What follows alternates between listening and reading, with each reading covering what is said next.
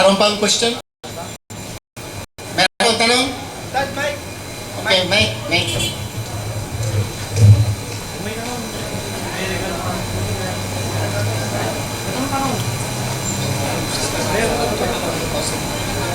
Good afternoon po. Tatanong ko lang po, don't be Oh, no problem, brother. Isa po akong Katoliko. Opo. Maganda. Alhamdulillah. Nung nasa Pilipinas po ako, napapanood ko si Eli Soriano. Aha. Tinutulong sa niya ang bawat religion, liber Muslim. Ano po ang masasabi niyo sa kanyang mga planan? And then, second question po, ang mga isang Muslim po ba may mga pisyong bawal? Thank you. Ang mga Muslim po ba may bisyong bawal? Tanggapin mo, brother. May bisyong bawal. Again.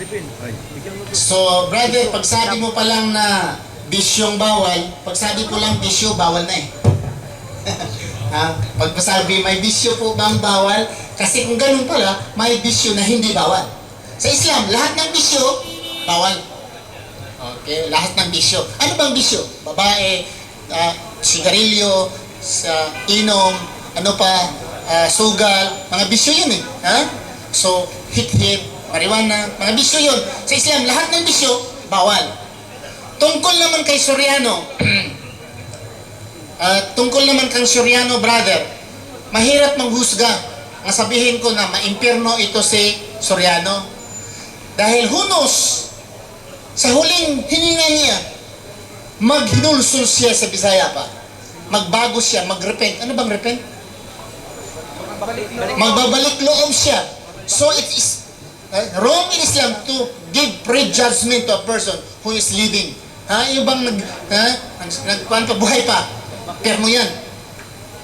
Masama po sa Islam. Pero what he's saying today ay hindi po yung katanggap-tanggap sa Islam. Okay? Bawal po yun. Kami magsalita po si Soriano, ang panalita na ganon, ay bawal po sa isang Muslim magsalita, gayahin din natin. Kung anong binabato niya, babatuhin din namin siya sa ganong pananalita, ay hindi po, bawal po sa aming mga Muslim. Sabi ng Allah, don't abuse other religion. Otherwise, they will abuse you in ignorance, they will abuse Allah and your religion, and Prophet Muhammad sallallahu alaihi wasallam. Don't abuse other religion.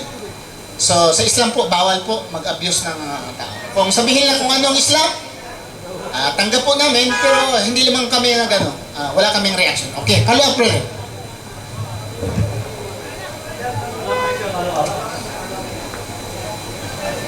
Question na po. Yung po kay Eli Soriano, halos lahat ng religion, nilalabanan na hinahamon niya ng debate.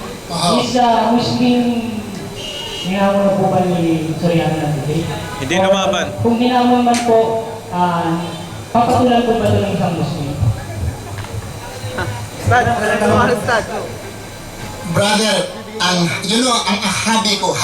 You know hobby? Ano bang hobby sa Tagalog? Libangan. Libangan. Ang hobby ko, debate. Ang hobby ko, ang sports ko, debate. Okay? Kahit sino. Nagbabayad pa ako sa Pilipinas eh. Makipagharap lang sa akin, binabayaran ko pa para makipagdebate sa akin. Si Soriano naman siguro mayaman eh. Hindi ko na siya babayaran. Okay? Papatunayan lang yan na ang Biblia, salita ng Diyos. Yun ang ginagamit niya eh. Papatunayan lang yan, Biblia, salita ng Diyos. Dahil finish na. Yun ang pag-usapan namin. Kasi ano pa yung mga, diyan? The root and the pillar of faith or belief in Christianity is the Bible. Without the Bible, no Christianity. Di ba ba? So, the very thing, very easy to discuss is whether the Bible Word of God or not.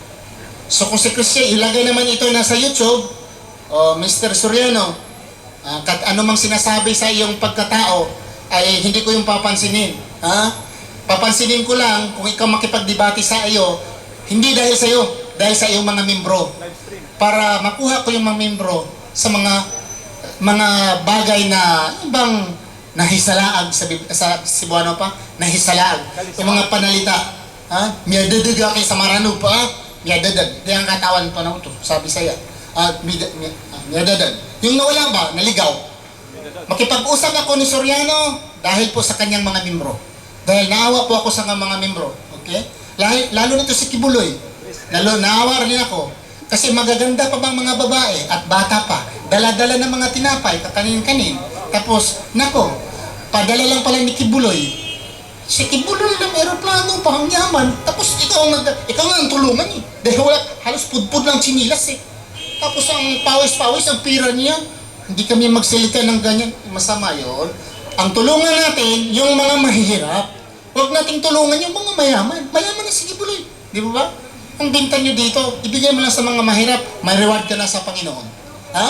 Yung nagbibinta dito mga tinapay, ibigay nyo ang mga tinapay sa mga nagugutom dito. Magkaka-reward kayo. Di ba? Oh, sigurado yun. Okay, sige pa ang tanong. Dagdagan natin. Okay. Okay.